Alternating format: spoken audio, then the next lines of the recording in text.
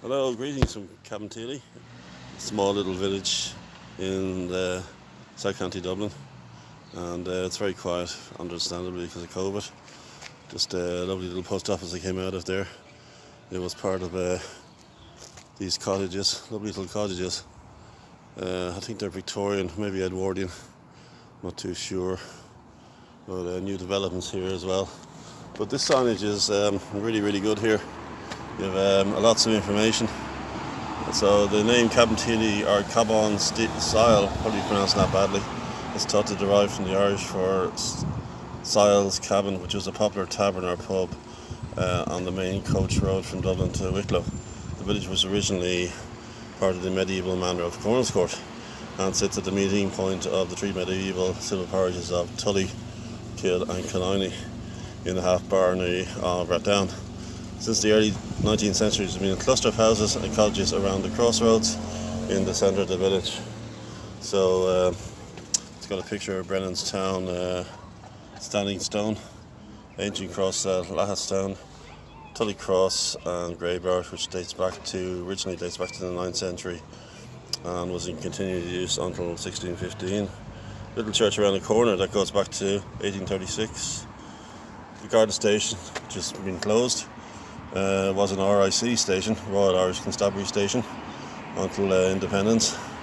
And it has a bit of history behind it. It's taken over by the Black and Tans during the War of Independence, but it's more or less remained the same over the last 100 or so years. And what else do we have? The Carnegie Libraries.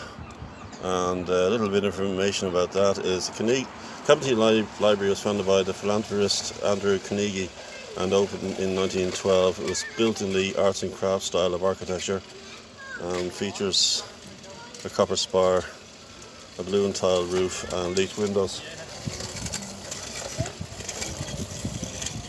1928 had 206 registered borrowers with a stock of just 350 books. From 1968 to 1972, half the building was used as a library and the other half was used as a local dispensary. In 1970, the building was totally refurbished and was officially reopened with a stockpile of 12,500 books, but had a devastating fire in 1986 and the interior was gutted, but it was restored to its original layout.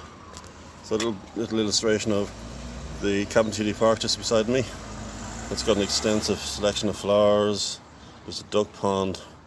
There's Japanese gardens and tea rooms, and so you have a little bit of information here on the house itself.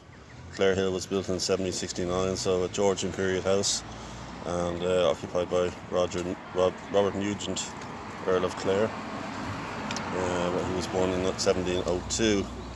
His ancestry came to Ireland with Henry II, and so you go down to a little description here, little quotes. In 1801, the house was described as being a very large modern house, an extensive immense, well planted, improved and beautifully situated, commanding a fine view of the sea and the surrounding country. And what do? We go down to here. The house was then sold to Joseph McGrath's Irish sweepstakes fame for $15,000. The McGrath family lived there until 1984, and the council acquired the property.